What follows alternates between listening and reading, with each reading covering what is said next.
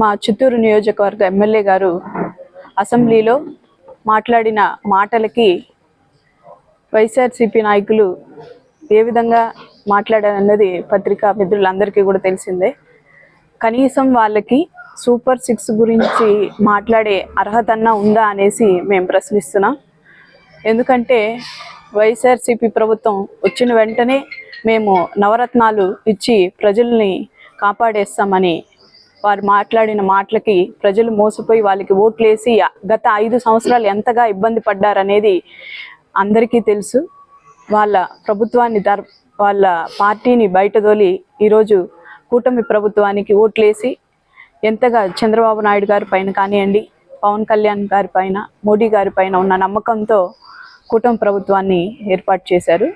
So దానివల్ల ఈరోజు గత 9 నెలల్లో కూటమి ప్రభుత్వం వచ్చాక ఎన్ని డెవలప్మెంట్స్ జరుగుతున్నాయి అనేది ప్రత్యక్షంగా ప్రజలందరూ కూడా గమనిస్తున్నారు.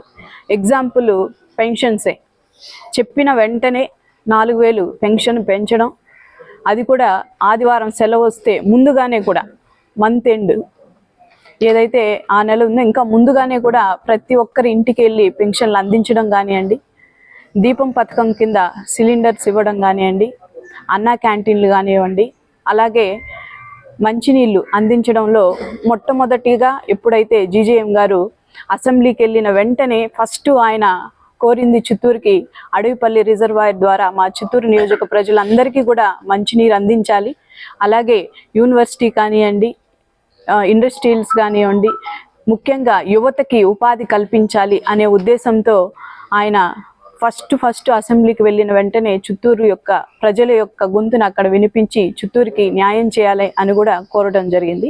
ఇవన్నీ కూడా మీకు కనిపించట్లేదా అని కూడా మేము ప్రశ్నిస్తున్నాం. ఏదైతే మీరు యువతని ఆ రోజుల్లో జాబ్ క్యాలెండర్ ఇస్తాం అని మాటిచ్చి వాళ్ళని యువతనందరినీ కూడా డ్రగ్స్కి దగ్గర చేసి యువత యొక్క భవిష్యత్తును పాడు చేసింది వైఎస్ఆర్సీపీ ప్రభుత్వం.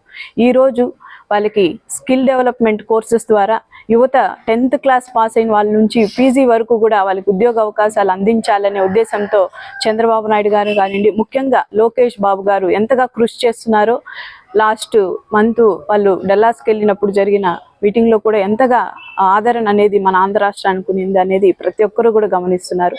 అంతేగాని మీలాగా మాటలు చెప్పేసి ప్రజల్ని మోసం చేస్తూ అన్ని రేట్లు పెంచి ప్రజలపైన భారాన్ని పెంచడం లేదు.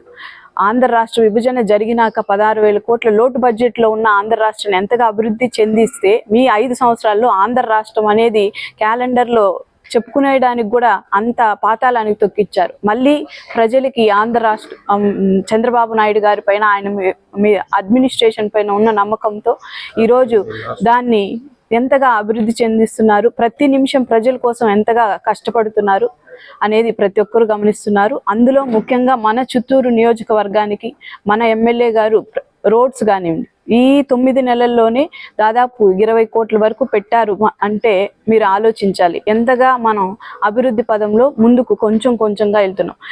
వైఎస్ఆర్సీపీ నాయకులు ఈ 9 నెలలకే మీకు అంత చెమటలు పట్టేట్టే ఇంకా మాది 5 సంవత్సరాలు పూర్తి అవ్వలే మేము కంప్లీట్ చేయడానికి. మీరు అప్పుల్లో తీసుకుపోయిన రాష్ట్రాన్ని ఈరోజు ముందుకు తీసుకెళ్ళడానికి ఒక్కొక్క పథకంగా అన్నీ కూడా అందిస్తున్నాం. తల్లికి వందనం ఇవ్వలేదని వైఎస్ఆర్సీపీ నాయకులు ఎత్తిపోసారు. మీరు ఎప్పుడు ఇచ్చారో అది కూడా గుర్తుపెట్టుకోండి. ఈ మే నుంచి కూడా చంద్రబాబు నాయుడు గారు ఇస్తామని కూడా మాట ఇవ్వడం జరిగింది.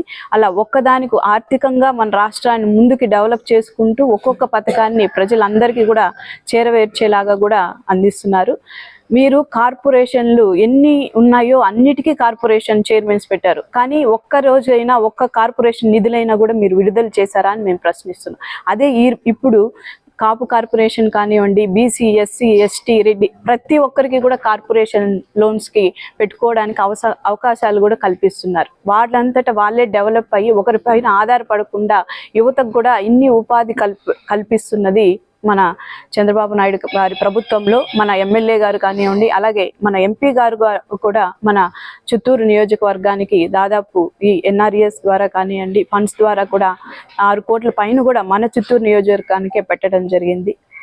వీటి వల్ల అన్ని చోట్ల కూడా డెవలప్మెంట్స్ అనేవి స్టార్ట్ అవుతున్నాయి. స్కూల్ డెవలప్మెంట్స్ కానివ్వండి, ప్రతి ఒక్కటి జరుగుతున్నాయి. దయచేసి మీరు కళ్ళు తెరిచి చూడండి. చిత్తూరు ముందు ఎక్కడ ఎలా బాధపడుతున్నారు, రోడ్లు, డ్రైన్స్, మినిమం రిక్వైర్మెంట్స్ కూడా లేకుండా ప్రజలు ఎంతగా కష్టపడుతున్నారు. ఈ రోజు ఏ రకంగా మనం అభివృద్ధి పదంలో వెళ్తున్నాము అనేది కూడా ఆలోచించాలి అని కూడా మేము చెప్తున్నాం. ఇప్పుడు మాది అయింది 9 నెలలే, 5 సంవత్సరాలు మాది పూర్తి అవ్వలేదు. రాబోయే రోజుల్లో మరింతగా అభివృద్ధి చెందింది చిత్తూరుని యొక్క ప్రజలు ఏదైతే కోరుకొని నమ్మకంతో మా మీద ఉంచారో వాటిని అన్నిటిని కూడా తప్పకుండా నెరవేరుస్తామని కూడా తెలియజేస్తాం. Thank you.